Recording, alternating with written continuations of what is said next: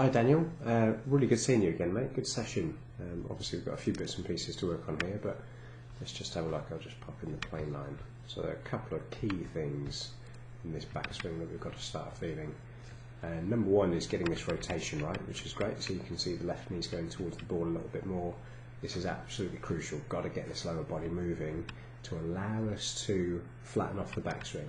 So you can see actually about here in the backswing we're starting to get into some good positions, but you can see the hands will start to move into the back of the head, so they're moving closer, and look at what difference this has on the positioning of the shaft. So now you can see the shaft is very steep compared to the plane line, and just watch on the screen on the right hand side. You'll see you have to lift up and away from the shot, so the spine is now leaning slightly backwards, which helps to get the club back onto that line, but of course it doesn't help your ball striking position.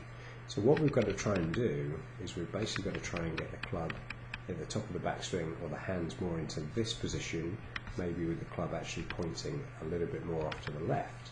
And what it then allows you to do, like a topspin forehand shot in tennis, is when you start the downswing, rather than the shaft being here, the shaft will actually be sat slightly underneath that line.